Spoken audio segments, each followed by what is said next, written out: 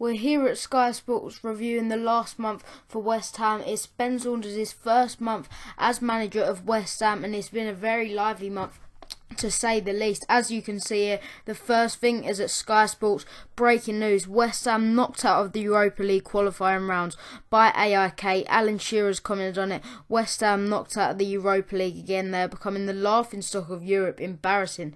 Very strong words from Alan Shearer, but the West Ham Fan Central Twitter page agrees. Why did we ever get rid of Bilic? This new guy doesn't have a clue. And that is the opinion of a lot of West Ham fans at the moment, and it didn't get any better. Ben Saunders did not prove them wrong, as in the next game they did lose 4-2 in their first game at the London Stadium at home to Bournemouth. As you can see there, BBC Sport put it on their Twitter page. Jamie Carragher says their first Europa League, now losing at their first Premier League game in the London Stadium. Ben Saunders is in danger of losing his job after 3 games, and the West Ham Fan Central said, shocking. The defence is a joke and our manager has no experience. Could be in for a relegation battle this year, so very strong words from them too, but they don't seem as strong after the next result, which was truly unbelievable. We'll look at some reaction from social media now.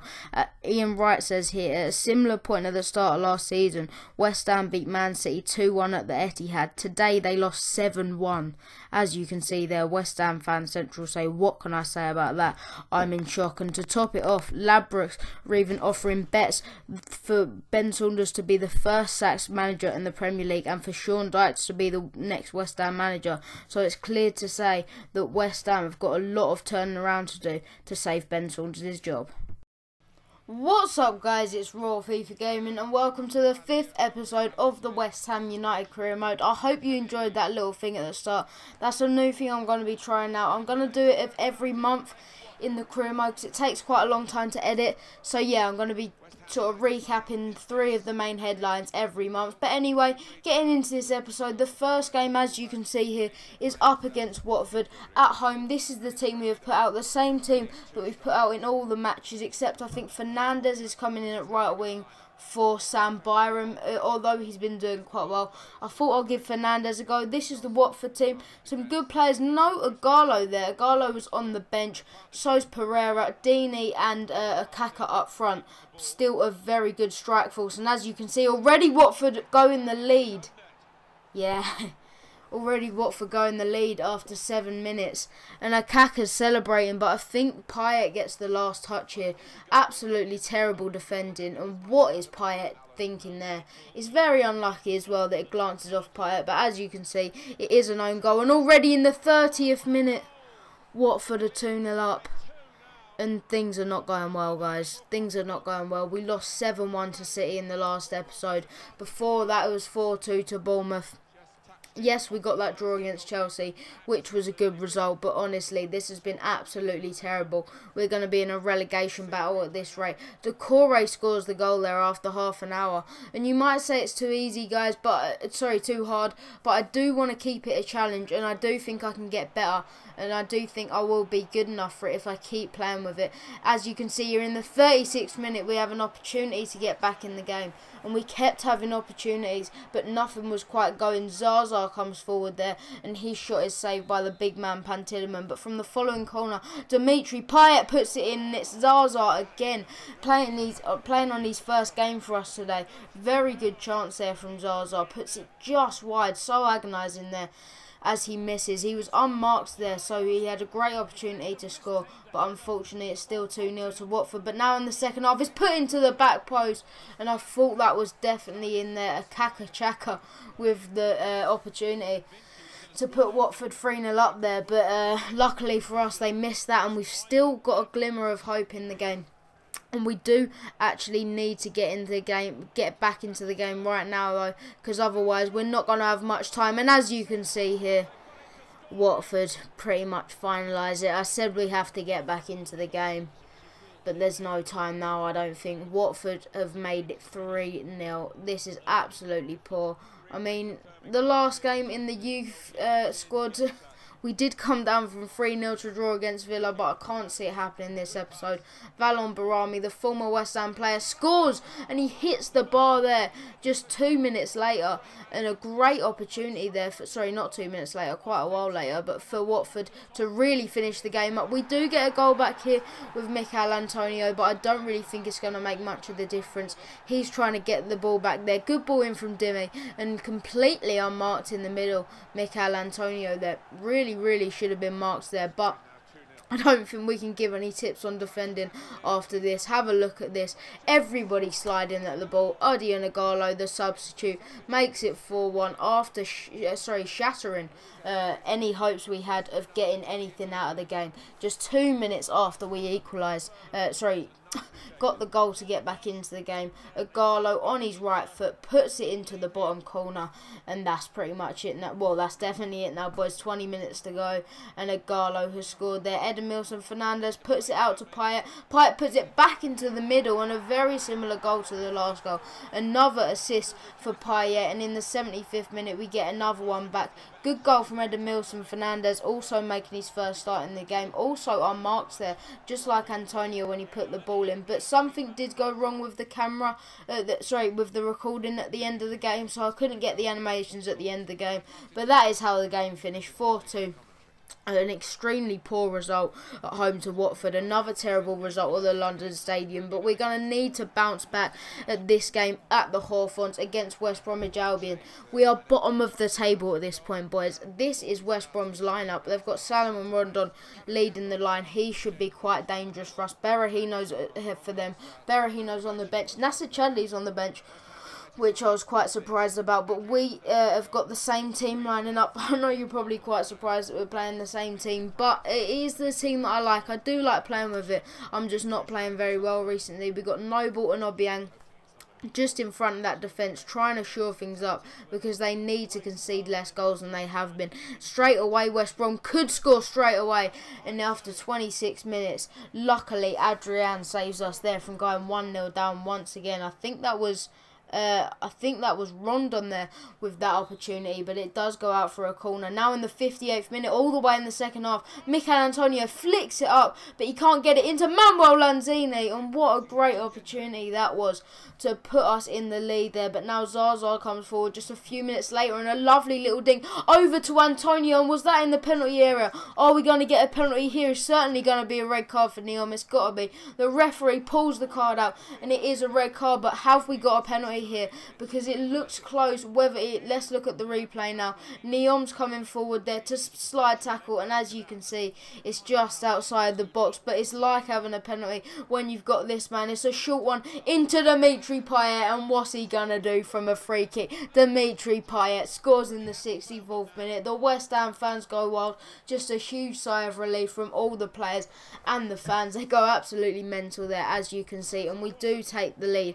And now, from it being a 0-0 stalemate, just 2 minutes later, West Ham are in the lead and West Brom are down to 10 men. Absolutely fantastic. 1 goal in the Premier League for Dimitri Payet, but he got them 2 assists in the last episode, which is absolutely fantastic for him. But also, West Brom could equalise late on here in the 78th minute, but luckily we get the ball away. But now in the 83rd, they come forward once again. We just can't fend them off. Come on, we need to get a win this game. And Salomon Rondon with a good shot. Fantastic save from Adrian. But as you can see, boys, that is how the game would finish. An absolutely unbelievable result against West Brom. Not really unbelievable, but it is unbelievable the way we've been playing lately. We nicked the win away to West Brom. It's them sort of wins we need to nick, to grind out, to get up this table a bit more, because it's been such a terrible start. But that'll be the end of the senior episode. As you can see there, West Brom have dropped into the relegation zone in 18th, and we have just about got out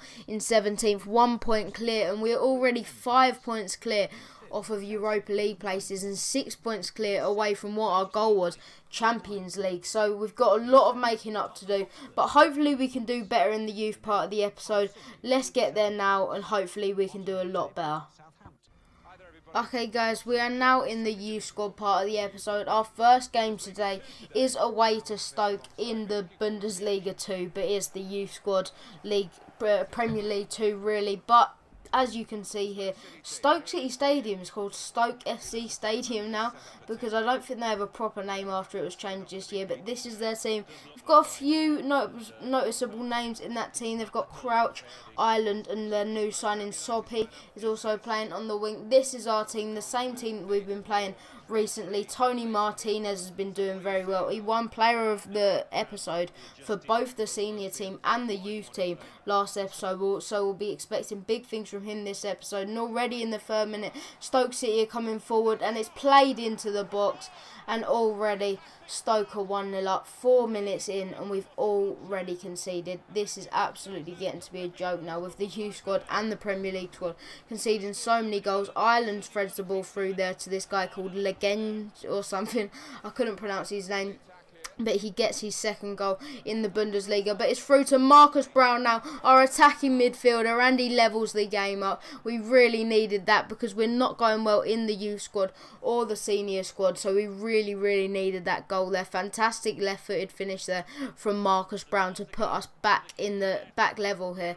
Great little ball from Tony Martinez. He has just been doing fantastically lately. Marcus Brown found himself in loads of space to get his 1st goal this season, and now we are back in the game. Hopefully we can go on to win it, but now in the last minute, Stoke are coming forward. And yeah, here we go again, boys. We've conceded another goal, and this time we had all the space in the world. I don't know what went on there, but it's a last minute goal. 87th minute, the Egyptian winger Sobhi gets the goal. Like, where is our defence there? Where's the left back? You know, as soon as Reece Oxford goes up, we have no backup whatsoever.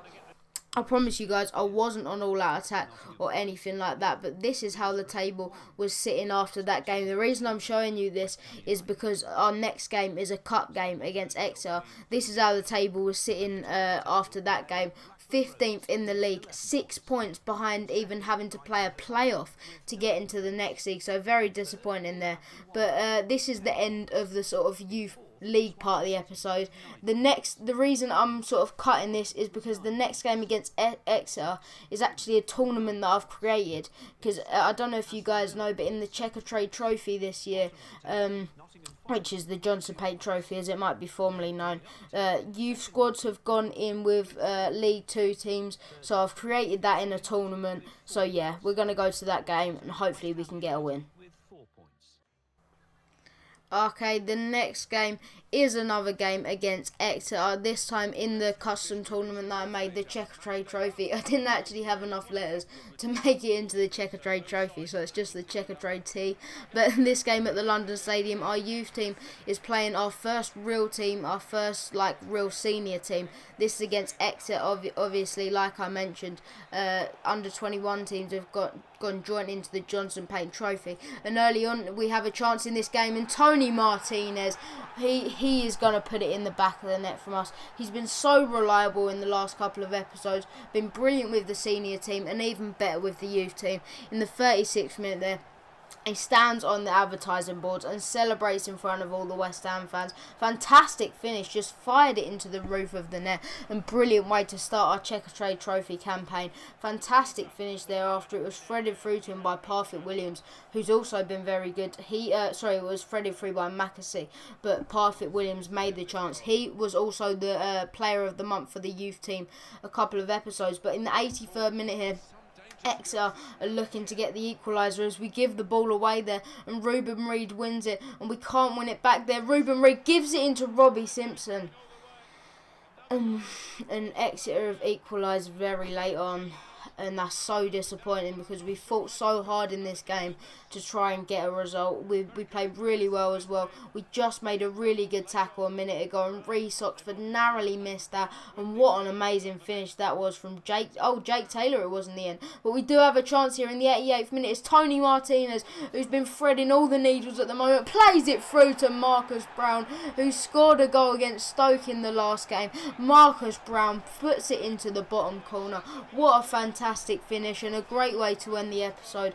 after it's been another pretty poor episode, to be honest. At least we got wins. At least we got at least one win in our senior and youth squad today. Tony Martinez with a lovely little chip through into the bottom corner. A simple finish from Marcus Brown there in the 89th minute. And as you can see, that is how the game would finish. Finally, we get a win. I mean, we got the win against West Brom, but the losses against Watford and Stoke were both very disappointing. This is how the table is sitting for the Checkatrade Trophy. We are second. I've had to put, I know it's actually 4 teams in each group, but I've had to put 8 because they would only let me do that for some reason. But that is the end of the episode. I'll be doing the player of the episode for each team now. So I would say, despite him scoring the own goal, the player of the episode for the senior team was Dimitri Payet. He scored the winning goal against West Brom.